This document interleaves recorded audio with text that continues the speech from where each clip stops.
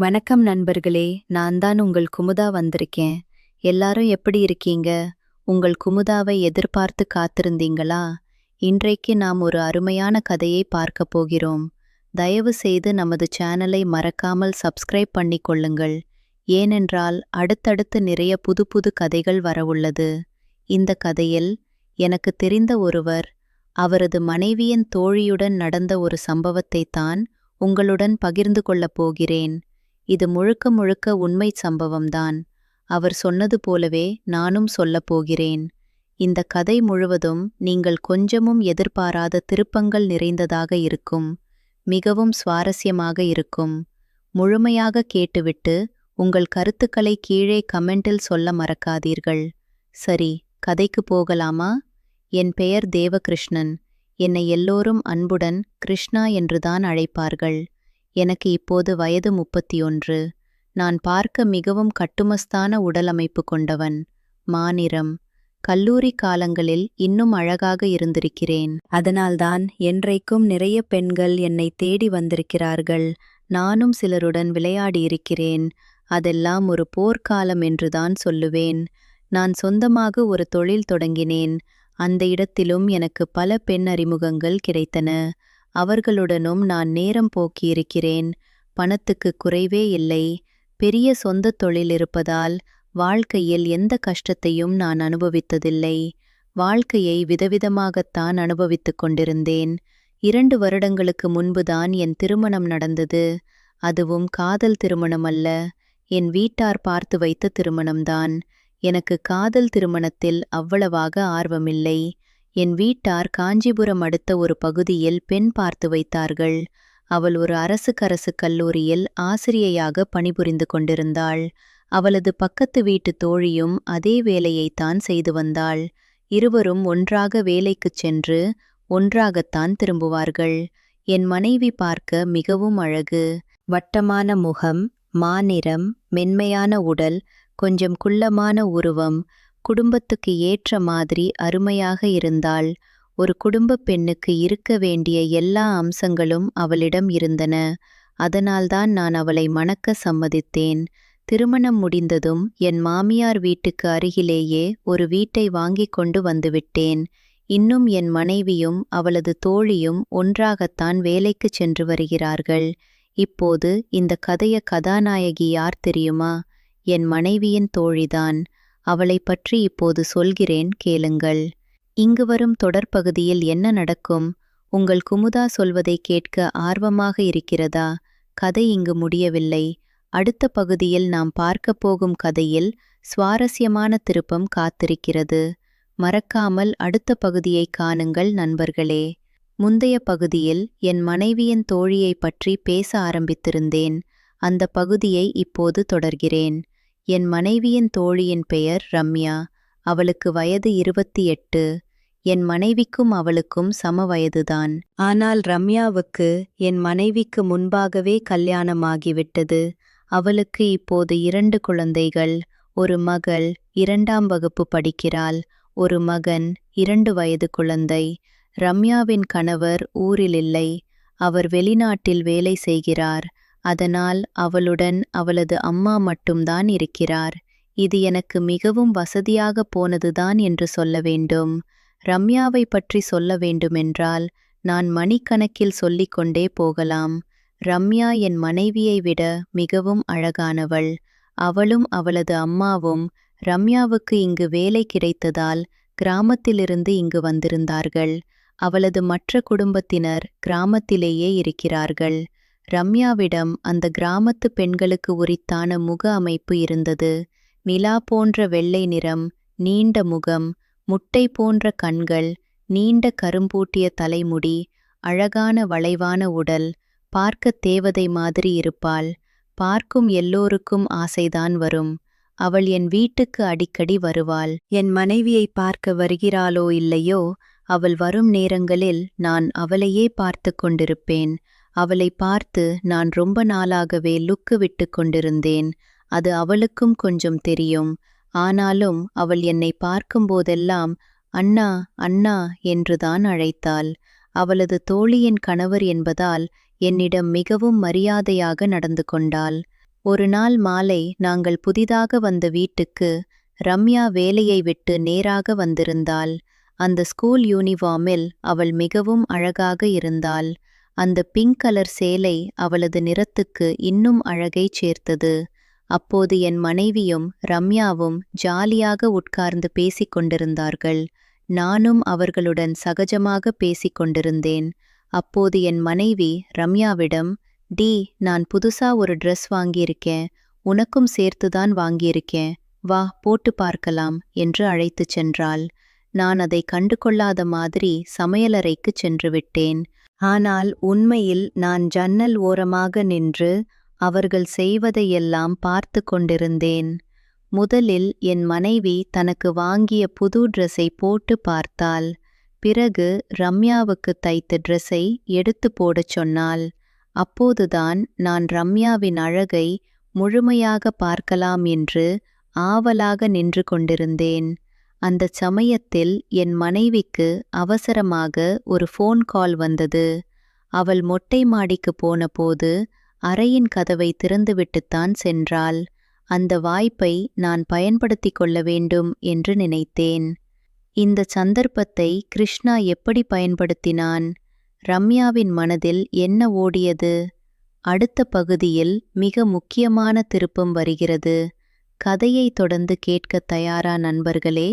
உங்கள் குமுதா சொல்லும் அடுத்த பகுதியை மிஸ் பண்ணாதீர்கள். முந்தைய பகுதியில் என் மனைவி மொட்டை மாடிக்குச் சென்றபோது அந்த வாய்ப்பை நான் பயன்படுத்திக் கொள்ள நினைத்த இடத்தில் நிறுத்தியிருந்தேன். இப்போது மீதி கதையை பார்ப்போம். நான் ஒன்றும் தெரியாத மாதிரி, லட்சுமி, நீ எங்கிட்ட, உனக்கு ஒரு லெட்டர் வந்திருக்கு என்று சொல்லிக்கொண்டே நேராக அறைக்குள் நுழைந்தேன். உள்ளே, என்னை நம்புவீர்களா? ரம்யா அந்த புது ட்ரெஸ்ஸை மாற்றிக்கொண்டிருந்தாள். என்னை பார்த்ததும் அவளது முகத்தில் அதிர்ச்சியும் வெட்கமும் கலந்த ஒரு உணர்வு. அவள் உடனே துண்டை எடுத்து மேலே அவசரமாக போர்த்தி கொண்டாள். ஐயோ, சாரி, தெரியாமல் வந்துட்டேன் என்று சொல்லிவிட்டு நான் வெளியே வந்துவிட்டேன். ஆனால் அன்றைக்குத்தான் அவளது அழகை நெருங்கி பார்த்தேன். சொல்ல வார்த்தைகள் இல்லை நண்பர்களே, அந்த அழகு. பிறகு எல்லாம் முடிந்து ரம்யா வெளியே வரும்போது என்னை சைட் அடித்தாள். அதுவரை அண்ணா என்று அழைத்து கொண்டிருந்தவள் அன்று முதல் முறையாக போயிட்டு வரேன் மட்டும் சொல்லிவிட்டு போனாள். அதற்கு பிறகு நான் ஒரு திட்டம் போட்டேன். என் மனைவிக்கு ஏதாவது வாங்கிக் கொடுக்கும் போதெல்லாம் ரம்யாவுக்கும் சேர்த்து வாங்கிக் கொடுக்க ஆரம்பித்தேன். அவள் முன்னால் என்னை ஒரு நல்லவன் மாதிரி காட்டிக்கொண்டேன். கும்பலாக இருக்கும்போது ஜோக் சொல்லி ரம்யாவிடம் கிண்டல் அடிப்பது மாதிரி இருந்தேன். மெதுவாக, மிக மெதுவாக அவளுக்கு என் மீது ஆர்வம் வர ஆரம்பித்தது. சரியாக அந்த சமயத்தில் என் மனைவி கர்ப்பமானாள். எங்களுக்கு 2 வருடங்கள் கழித்து குழந்தை பிறக்க இருந்தது. அப்போதுதான் ஒரு நாள் என் மனைவி பெரிய ஸ்கேன் சோதனைக்காக அவள் அம்மாவுடன் வெளியூர் சென்றிருந்தாள். அன்று காலையில் என் மனைவி என்னிடம், நான் ரம்யாவை கூப்பிட்டிருக்கேன், அவளுக்கு ஃபோன் பண்ணி மதியம் வந்து குழம்பு வைக்கச் சொல்லு என்று சொல்லியிருக்கேன் என்றாள். ரம்யாவும் அன்று வேலைக்கு போகவில்லை. சரியாக மதியம் 12 மணிக்கு அவள் என்னோட வீட்டுக்கு வந்தாள். வீட்டில் நாங்கள் 2 பேர் மட்டும்தான். அவள் சாதாரணமாக பேசிக்கொண்டே சமையல் செய்ய ஆரம்பித்தாள். நானும் கிடைக்கும்போதெல்லாம் அவளை கிண்டல் பண்ணுவது மாதிரி பேச்சு கொடுத்தேன். ஆரம்பத்தில் அவள் கொஞ்சம் தயங்கினாள். ஆனால் பிறகு அவளும் என்னுடன் சேர்ந்து அப்படியே பேச ஆரம்பித்தாள். எனக்கு தெரிந்தது, ரம்யா மெதுவாக கரெக்டாகிக் கொண்டிருக்கிறாள் என்று. பேசிக்கொண்டே இருக்கும்போது நான் அவளை சீண்ட ஆரம்பித்தேன். அவள் எனக்கு தண்ணீர் கொடுக்கும்போது அவளது கையை பிடித்து கொண்டேன். அவள் கண்களை மூடி அதை ரசித்தாள். அவள் கண்களை திறப்பதற்குள் நான் அவளுக்கு ஒரு முத்தம் கொடுத்து விட்டேன். அவள் அதிர்ச்சியுடன் என்னை பார்த்தாள். நான் அவள் கோபப்பட்டு கத்துவாள் என்று நினைத்தேன். ஆனால் அவள் வெட்கத்துடன் மெதுவாக சிரித்தாள். அந்த புன்னகைதான் எனக்கு கிடைத்த அழைப்பு. இந்த சந்தர்ப்பத்தில் கிருஷ்ணா என்ன செய்தான்? ரம்யாவும் அவனுடன் சேர்ந்தாளா, இல்லையா? கதையின் மிக முக்கிய திருப்பம் அடுத்த பகுதியில் வருகிறது. உங்கள் குமுதாவை தொடர்ந்து கேட்க தயாரா? அடுத்த பகுதியில் சுவாரஸ்யமான விஷயங்கள் நிறைய. முந்தைய பகுதியில் ரம்யாவின் புன்னகை எனக்கு கிடைத்த அழைப்பு என்று சொல்லி நிறுத்தியிருந்தேன். இப்போது மிக முக்கியமான பகுதிக்கு வந்துவிட்டோம். அந்த புன்னகை எனக்கு போதுமான அறிகுறியாக இருந்தது. நான் கொஞ்சமும் தாமதிக்கவில்லை. உடனே அவளை இறுக்கமாக கட்டிப்பிடித்துக் கொண்டேன். அவளும் எதுவும் பேசாமல் என்னை கட்டிப்பிடித்தாள். அப்போதுதான் எனக்கு முழு உறுதியும் வந்துவிட்டது.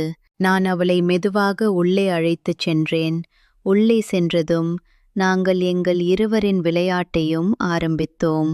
நண்பர்களே, நான் இப்போது சொல்வதை நம்புங்கள், இல்லை என்று விடுங்கள். ஆனால் அது உண்மைதான்.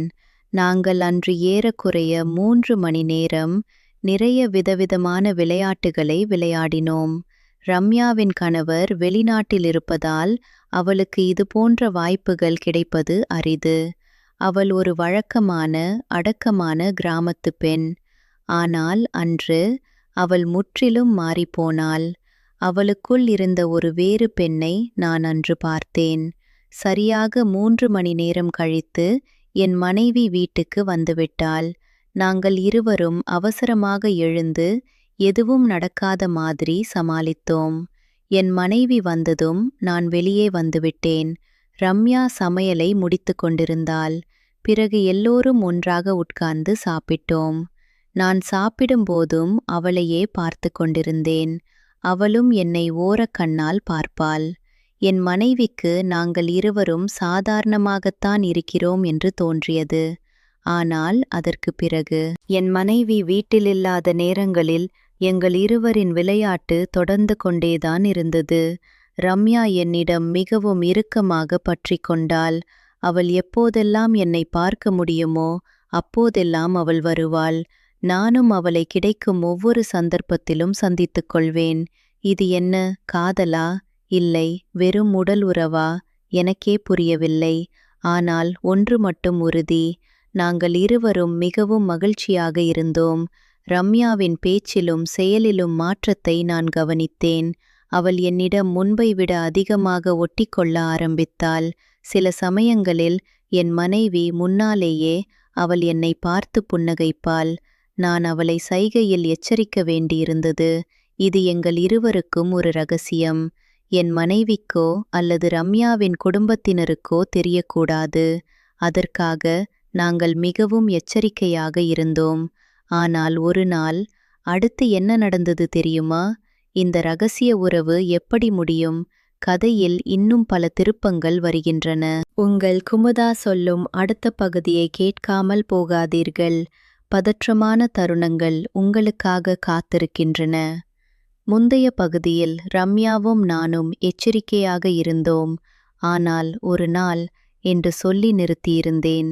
இப்போது அந்த பகுதியை தொடர்கிறேன். ஒரு நாள் மாலை நான் ஆபீஸிலிருந்து சீக்கிரமாக வந்துவிட்டேன். என் மனைவி இன்னும் வீட்டுக்கு வரவில்லை. ரம்யாவும் அன்று என் மனைவியுடன் வரவில்லை. ஆனால் எனக்கு அவளை பார்க்க வேண்டும் போல் இருந்தது. நான் அவளுக்கு மெசேஜ் அனுப்பினேன். இன்னைக்கு என் மனைவி லேட்டா வர்றா, நீ வந்து போகலாமா? அவளிடமிருந்து உடனே பதில் வந்தது. என் அம்மா வீட்ல இருக்கா, அவ கண்ணு முன்னாடி எப்படி வர்றது? உன் அம்மா எங்கேயாவது போகச் சொல்லு, உனக்கு தெரியும் இல்லையா? கொஞ்ச நேரம் யோசித்தாள். பிறகு சம்மதித்தாள். சரியாக மணி 6:30க்கு ரம்யா என் வீட்டுக்கு வந்தாள். அவள் ஒரு மரூன் கலர் சேலை அணிந்திருந்தாள். மிகவும் அழகாக இருந்தாள். என்ன ரம்யா, இன்னைக்கு ரொம்ப அழகா இருக்கே என்றேன். போங்கண்ணா, உங்களுக்கு எப்பவும் இது மாதிரிதான் என்றாள் வெட்கத்துடன். நாங்கள் பேசிக்கொண்டே உள்ளே சென்றோம். அன்று நாங்கள் முன்பை விட அதிக நேரம் ஒன்றாக இருந்தோம். ரம்யா என்னிடம் மிகவும் நெருக்கமாக இருந்தாள். கிருஷ்ணா, எனக்கு ஒரு விஷயம் சொல்லணும் என்றாள் மெதுவாக. சொல்லும்மா. எனக்கு உங்க மேல ஒரு உணர்வு வந்துருச்சு. என்னால உங்கள பிரிஞ்சு இருக்க முடியல. நான் என்ன பண்றதுன்னு தெரியாம தவிக்கிறேன் என்று கண் கலங்கினாள். நான் அவளை ஆறுதலாக தழுவிக்கொண்டேன். ரம்யா, இதெல்லாம் சரியில்ல. நமக்கு எங்கேயோ போயிடும். ப்ளீஸ் கண்ட்ரோல் பண்ணிக்கோ. என்னால முடியல. ஒவ்வொரு நாளும் உங்கள பார்க்கணும்னு இருக்கு. என் கணவரை நான் மறந்துட்டேன். நீங்கள்தான் என் எல்லாமா இருக்கீங்க என்றாள். அவள் வார்த்தைகளை கேட்டு நான் கொஞ்சம் பயந்து போனேன். இது ஒரு விளையாட்டாக, ஒரு சாகசமாக இருந்தது எனக்கு.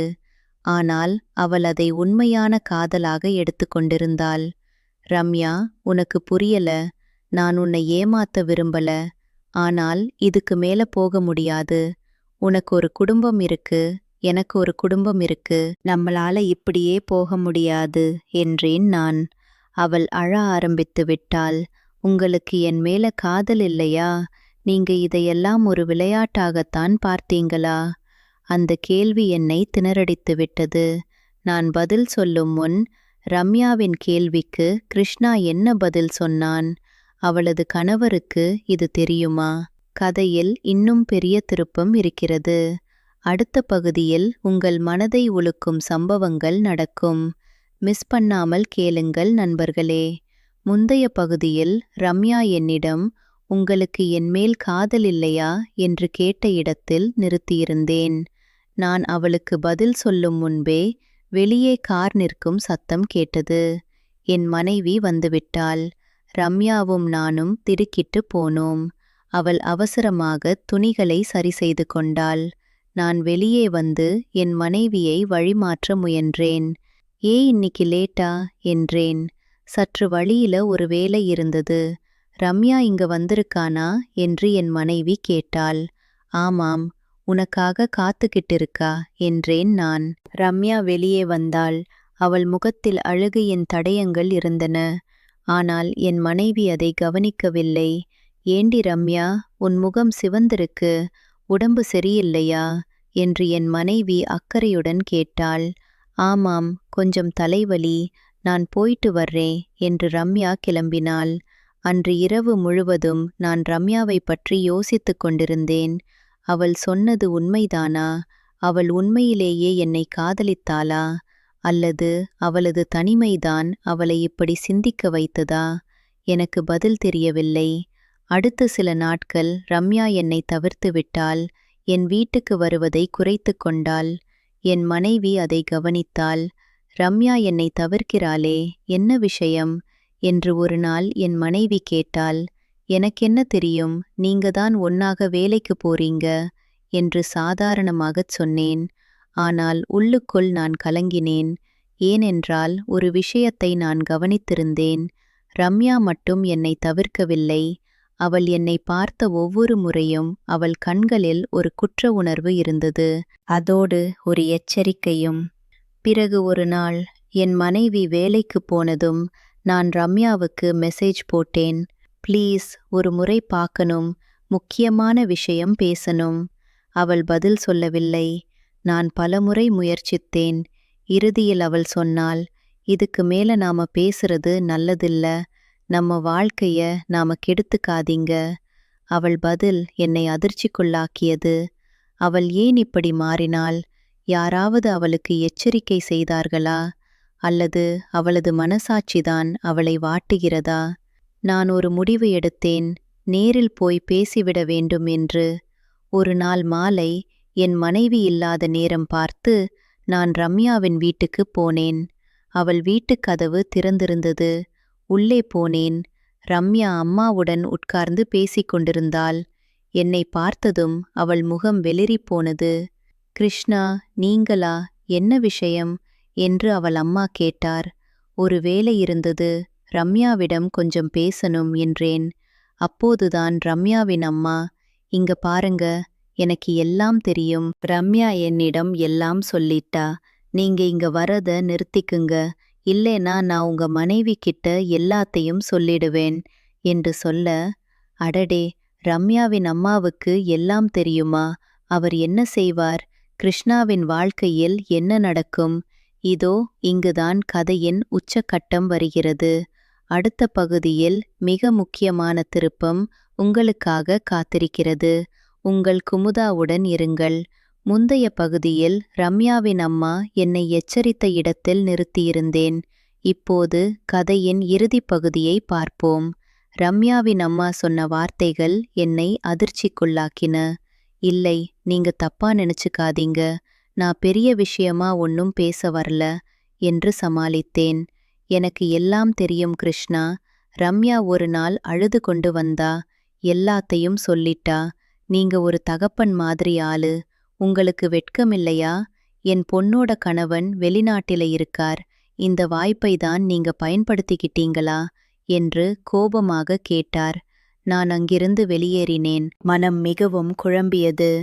அன்று இரவு என் மனைவி என்னிடம் ஒரு விஷயத்தை சொன்னாள். கிருஷ்ணா, நாளைக்கு நாம இருவரும் ஊருக்கு போகணும்.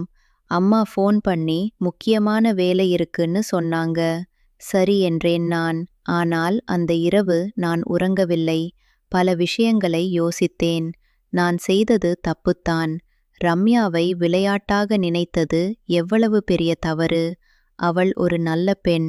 அவளை நான் வெறும் சுகத்துக்காக பயன்படுத்திக் கொண்டேன். மறுநாள் காலை ஊருக்கு புறப்படும் முன் நான் ரம்யாவுக்கு ஒரு கடைசி மெசேஜ் போட்டேன். ரம்யா, என்னை மன்னிச்சிடு. நான் உனக்கு நிறைய கஷ்டம் கொடுத்துட்டேன். இனிமேல் நான் உன்னை தொந்தரவு செய்ய மாட்டேன்.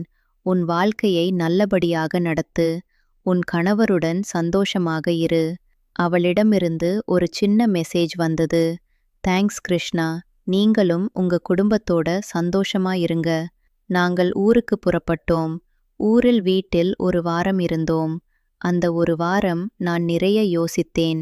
என் வாழ்க்கையில் நான் செய்த எல்லா தவறுகளையும் சிந்தித்தேன். என் மனைவி ஒரு நல்ல பெண். அவள் என்னை முழுமையாக நம்புகிறாள். நான் அந்த நம்பிக்கையை உடைத்து விட்டேன். ரம்யாவின் குடும்பத்தையும் நான் பாதித்து விட்டேன். நான் ஒரு முடிவு எடுத்தேன். இனி எப்போதும் இப்படிப்பட்ட தவறுகளை செய்யக்கூடாது. என் மனைவிக்கு நான் ஒரு நல்ல கணவனாக இருக்க வேண்டும். வரப்போகும் குழந்தைக்கு ஒரு நல்ல தந்தையாகவும் இருக்க வேண்டும். ஊரிலிருந்து திரும்பிய பிறகு ரம்யாவிடம் நான் இயல்பாகவே நடந்து கொண்டேன். அவளும் என்னிடம் அண்ணா என்றே அழைத்தாள். நாங்கள் இருவரும் அந்தச் சம்பவங்களை ஒருபோதும் நினைவு கூறவில்லை. ரம்யா சில மாதங்களில் அவள் கணவர் இருக்கும் வெளிநாட்டுக்கு பறந்துவிட்டாள். இப்போது அவர்கள் 3 பேரும் சந்தோஷமாக இருக்கிறார்கள். நான், என் மனைவி மற்றும் எங்கள் குழந்தையுடன் சந்தோஷமாக வாழ்ந்து கொண்டிருக்கிறேன். இதுதான் நண்பர்களே எங்கள் கதை. இந்த கதையிலிருந்து நீங்கள் என்ன கற்றுக்கொண்டீர்கள்? சில உறவுகளை விளையாட்டாக நினைக்கக்கூடாது. சில நம்பிக்கைகளை உடைத்துவிடக்கூடாது. ஒவ்வொரு செயலுக்கும் ஒரு எதிர்வினை உண்டு. உங்கள் வாழ்க்கையில் இப்படித்தான் ஏதாவது நடந்திருக்கிறதா? உங்கள் கருத்துக்களை கீழே கமெண்டில் சொல்லுங்கள். இந்த கதை உங்களுக்கு பிடித்திருந்தால் லைக்கும் ஷேரும் செய்ய மறக்காதீர்கள். நான் உங்கள் தேவதை குமுதா. சந்திக்கும் வரை நன்றி.